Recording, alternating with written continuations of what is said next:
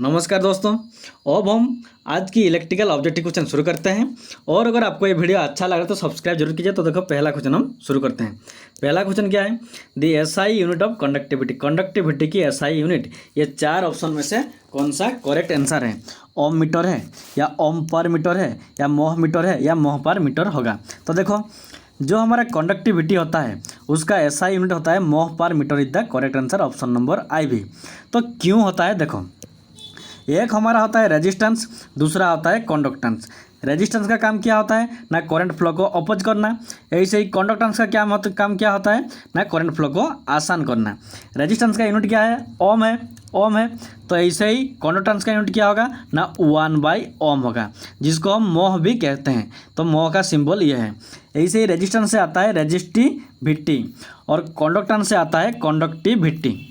तो रेजिस्टिविटी का यूनिट क्या है? रेजिस्टिविटी का यूनिट है ओम मीटर। ऐसे ही इसका जो कंडक्टिविटी है इसका यूनिट क्या होगा? ना इसका यूनिट होगा 1/ओम मीटर होता है। जैसे ओम इधर 1/ओम है, ऐसे ही इधर ओम मीटर है, इधर होगा 1/ओम मीटर होगा कंडक्टिविटी का। तो देखो कंडक्टिविटी का फॉर्मूला क्या हुआ? ना 1/ओम मीटर हो गया। तो 1/ओम में ये जो 1/ओम है इसके बदले हम लिख सकते हैं मोह होगा डिवाइड बाई मीटर। तो ये होगा क्वेश्चन नंबर 1 का answer, option number I with the correct answer, मोह पर मीटर। ये मोह का सिंबल है। देन देखो नेक्स्ट क्वेश्चन क्या है? The inductance of A coil is dash the reluctance of the magnetic path. देखो किसी भी मैग्नेटिक सर्किट में, मैग्नेटिक पाथ में रिलक्टेंस और इंडक्टेंस के बीच में रिलेशन क्या है? दोनों आपस में इंडिपेंडेंट, कोई किसी पर डिपेंड नहीं करता है, या दोनों डायरेक्टली प्रोपोर्शनल होते हैं? रिलक्टेंस और inductance directly proportional to each other, या इन्वर्सली प्रोपोर्शनल दोनों होते हैं, या नॉन ऑफ द अबव। देखो जैसे कि इलेक्ट्रिक सर्किट में, रेजिस्टेंस का काम क्या होता है? करंट फ्लो को अपोज करना। ऐसे ही मैग्नेटिक सर्किट में रिलक्टेंस का काम क्या होता है? ना मैग्नेटिक फ्लो को अपोज करना। तो इस मैग्नेटिक सर्किट में, मैग्नेटिक पाथ में रिलक्टेंस और इंडक्टेंस के बीच में रिलेशन क्या है? देखो एक फॉर्मूला है inductance is equal to n² divide by reluctance. तो देखो ये क्या है? एल है इंडक्टेंस, एन क्या है? नंबर ऑफ टर्न्स, और रिलक्टेंस है रिलक्टेंस। तो देखो इस फॉर्मूला में इंडक्टेंस और रिलक्टेंस दोनों के बीच में रिलेशन क्या है? Inversely proportional. तो इसका आंसर होगा ऑप्शन नंबर 3 इंडक्टेंस और रिलक्टेंस किसी भी मैग्नेटिक पाथ में दोनों आपस में इन्वर्सली प्रोपोर्शनल होते हैं। तो option number 3 is the correct answer. Then देखो next question, permeance of a magnetic circuit is dash area of cross section of the circuit.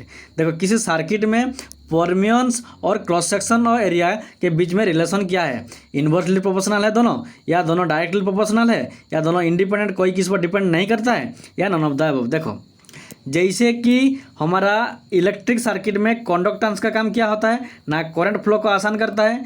ऐसे ही मैग्नेटिक सर्किट में परमियंस का काम भी ऐसा ही होता है, वो मैग्नेटिक फ्लक्स को फ्लो होने के लिए आसान होता है।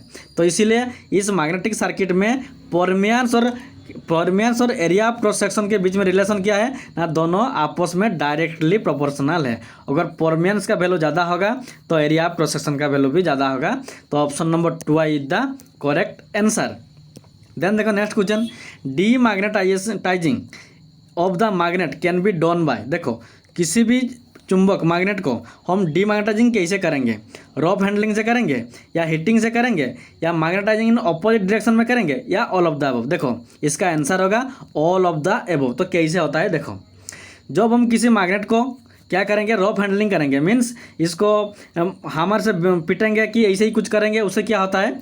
ना उसका मैग्नेटाइजिंग खत्म होता है, जिसको कहते हैं डीमैग्नेटाइजिंग। हीटिंग, अगर किसी मैग्नेट को हम हीट करेंगे, गर्म करेंगे, उससे भी क्या होता है? ना डीमैग्नेटाइजेशन होता है। और देखो magnetizing in opposite direction, means देखो जब हमारा किसी इलेक्ट्रोमैग्नेट होता है, मान लो ये हमारा एक इलेक्ट्रोमैग्नेट है, इसको हम इलेक्ट्रिक सप्लाई करते हैं, ये पॉजिटिव साइड या नेगेटिव साइड। अगर हम क्या करेंगे ना अपोजिट डायरेक्शन, इस पॉजिटिव को नेगेटिव करेंगे और नेगेटिव को पॉजिटिव करेंगे, तब भी क्या होगा? ना ये मैग्नेट डीमैग्नेटाइजेशन होगा। तो इसीलिए ऑप्शन नंबर आई भी all the above are reason, एक मैग्नेट को डीमैग्नेट करना इस तीनों में से, तीनों मेथड में होता है। तो ऑप्शन नंबर आई भी is the correct answer. Then देखो next question, a current is passed through a straight wire. एक स्ट्रेट वायर के थ्रू क्या होता है? ना करंट फ्लो हो रहा है, इस वायर में करंट फ्लो हो रहा है। The magnetic field established around it has magnetic lines of force. देखो जब किसी वायर के थ्रू करंट फ्लो होता है तब क्या होता है ना, उस वायर के चारों तरफ क्या होता है ना, मैग्नेटिक फील्ड क्रिएट होता है, जो हमारे खाली आंखों में नज़र में नहीं आता है, लेकिन मैग्नेटिक फ्लक्स ऐसे ही चारों तरफ होता है। तो ये जो होता है मैग्नेटिक, मान लो ये हमारा क्या है ना, कंडक्टर है, उसके चारों तरफ ये मैग्नेटिक फ्लक्स है। ये जो मैग्नेटिक फ्लक्स है इसका शेप कैसा है, सर्कुलर है और एंडलेस है, या स्ट्रेट है, या ओवल इन शेप है, एंडलेस है, या नॉन ऑफ द। तो इसका आंसर होगा, देखो जो ओवल होगा, oval in shape and endless. देखो ये मान लो वायर, इलेक्ट्रिक वायर है, कंडक्टर है, उसके चारों तरफ मैग्नेटिक फ्लक्स कुछ ओवल शेप में ऐसे ही बनते हैं। तो option number 3 is the correct answer. Then देखो next question, magnetic lines of force. देखो मान लो ये हमारा एक क्या है ना, मैग्नेट है, उसका ये नॉर्थ पोल है और ये साउथ पोल है। तो जो ये मैग्नेट है इसका जो मैग्नेटिक लाइन्स होता है नॉर्थ से निकलकर साउथ की तरफ जाते हैं, इधर इस डायरेक्शन में जाते हैं, इसे बहुत सारे बहुत सारे जाते हैं, इसे नॉर्थ से निकलकर साउथ में जाता है। देखो ये जो मैग्नेटिक लाइन्स है 1 2 3, इधर भी 1 2 3 बहुत ज़्यादा है। तो ये जो मैग्नेटिक लाइन्स है ये ऑप्शन नंबर 1 इंटरसेक्ट, दोनों आपस में इंटरसेक्ट करते हैं, या option number 2 I intersect within the magnet के बीच में, जो मैग्नेट है उसके बीच में इंटरसेक्ट करते हैं, या कैन नॉट इंटरसेक्ट, दोनों कभी भी कहीं पर भी इंटरसेक्ट नहीं करते हैं। तो इसका आंसर होगा ये वाला ऑप्शन नंबर 3 आई, जो मैग्नेट होता है उसका जो मैग्नेटिक लाइन्स ऑफ फोर्स होता है वो कभी भी कहीं पर भी आपस में इंटरसेक्ट नहीं करते हैं। तो option number 3 I is the correct answer. Then देखो नेक्स्ट क्वेश्चन क्या है, the current in the radial distributor will be maximum at. देखो जब हम डिस्ट्रीब्यूशन करते हैं इलेक्ट्रिक पावर को, करंट को, तो मैक्सिमम करंट कहाँ पर होता है, सोर्स एंड में होता है, या मिड पॉइंट में होता है, या एंड पॉइंट में होता है, या नॉन ऑफ द अबव। तो इसका आंसर होगा सोर्स एंड में होता है। तो कैसे होता है देखो, पहले देखो रेडियल सिस्टम क्या है, रेडियल सिस्टम क्या है मैंने पिछले वीडियो में बताया था। देखो उसका एक सोर्स होता है, सप्लाई सोर्स होता है, इससे क्या होता है ना, ये जो कंज्यूमर इधर होते हैं, तो जो सोर्स होते हैं उसके पास में जो होगा उसमें क्या होता है ना, करंट मैक्सिमम रहेगा। उसके बाद जो रहेंगे सोर्स से जो ज़्यादा रहेगा, ज़्यादा डिस्टेंस में रहेगा, उसका करंट और कम होगा, यहाँ पर जो होगा और कम होगा, लास्ट में जो रहेगा उसका करंट सबसे कम होगा। तो देखो जो सोर्स एंड है, मीन्स सोर्स एंड के ये सोर्स है, सोर्स के पास में जो होगा उसका वोल्टेज सबसे ज़्यादा होगा। तो option number 1 is the correct answer. देखो डिस्ट्रीब्यूटर का और 2 मेथड है, ये था हमारा रेडियल मेथड, उसके बाद एक है इंटरकनेक्टेड मेथड, और दूसरा होता है रिंग टाइप मेथड। इंटरकनेक्टेड में क्या होता है, देखो रेडियल में एक ही सोर्स था, लेकिन इंटरकनेक्टेड में 3-4 सोर्स रहेगा, 3-4 सोर्स रहेगा, तो 3-4 सोर्स से करंट सप्लाई होगा। और रेडियल रिंग में क्या होता है ना, एक ही सोर्स रहता है, लेकिन वो रिंग टाइप होता है, मीन्स एक ऐसे ही होता है। तो देखो इस क्वेश्चन का आंसर क्या होगा, इसका आंसर होगा सोर्स एंड में डिस्ट्रीब्यूटर का सबसे ज़्यादा मैक्सिमम करंट रहता है। Option number 1 is the correct answer. Then देखो next question, heat produced in a conductor depend upon. देखो मान लो ये हमारा एक कंडक्टर है, इसमें जब करंट फ्लो करेंगे तो हीट प्रोड्यूस होगा। तो हीट प्रोड्यूस जो हीट होता है H इक्वल टू फॉर्मूला क्या है ना, I² RT।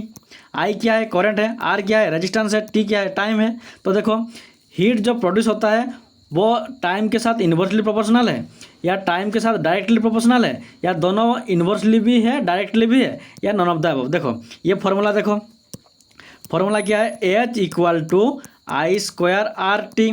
तो ये हीट है और ये टाइम है, दोनों के बीच में रिलेशन क्या है, डायरेक्टली प्रोपोर्शनल। तो इसका आंसर आएगा ऑप्शन नंबर 2 आई, हीट और टाइम दोनों आपस में डायरेक्टली प्रोपोर्शनल है। Option number 2 I is the correct answer. Then देखो next question, when resistances are connected in parallel the current divide itself. देखो मान लो ये हमारा एक रजिस्टर है, ये और एक रजिस्टर है, ये और एक रजिस्टर है, तीनों रजिस्टर को हम आपस में पैरेलल में कनेक्शन करते हैं, हो गया कनेक्शन। उसके बाद जो देखो जो पैरेलल सर्किट होता है उस पर वोल्टेज कांस्टेंट रहता है, मीन्स हम अगर 5 वोल्ट सप्लाई देंगे तो इसमें भी 5 वोल्ट होगा, इसमें भी 5 वोल्ट होगा, और इसमें भी 5 वोल्ट होगा। लेकिन करंट का वैल्यू क्या होगा ना, करंट का वैल्यू वेरी होगा। तो कौन सी लाइन में जो करंट होता है वो उसका वैल्यू कैसा रहेगा। देखो जिस लाइन में रेजिस्टेंस का वैल्यू ज़्यादा है, रेजिस्टेंस का काम क्या होता है, करंट फ्लो को अपोज करना, मीन्स जिस लाइन में करंट का वैल्यू ज़्यादा होगा उस लाइन में करंट का वैल्यू उतना ही कम होगा। तो दोनों के बीच में रिलेशन क्या है, इन्वर्सली प्रोपोर्शनल। तो इसका आंसर क्या होगा ना दी रेजिस्टेंसेस और जो हमारा करंट होता है दोनों आपस में क्या होते हैं ना inversely proportional to the resistance. Option number 2 is the correct answer. Then देखो next question, for the process of electrolysis we require. देखो जो हम इलेक्ट्रोलिसिस प्रोसेस करते हैं उसमें कौन सा सप्लाई होता है, डीसी सप्लाई होता है या एसी सप्लाई होता है या वेरिंग वोल्टेज होता है या दोनों एसी और डीसी होता है। तो इसका आंसर होगा सिर्फ हम डीसी सप्लाई करते हैं इलेक्ट्रोलिसिस प्रोसेस में। इलेक्ट्रोलिसिस प्रोसेस क्या होता है, देखो जो होता है हमारा इलेक्ट्रोलिसिस प्रोसेस में क्या होता है ना, जो हमारा गाल्वानाइजेशन होता है या किसी एक मेटल के ऊपर और एक किसी मेटल को हम लेयर बनाते हैं, वो वहाँ पर हम इलेक्ट्रोलिसिस मेथड का यूज करते हैं। और इलेक्ट्रोलिसिस मेथड में हम हाइड्रोजन भी प्रिपेयर करते हैं, हाइड्रोजन भी और ऑक्सीजन भी हम प्रिपेयर करते हैं। तो option number 1 is the correct answer. और देन तो आज के लिए इतना ही। Thanks for watching.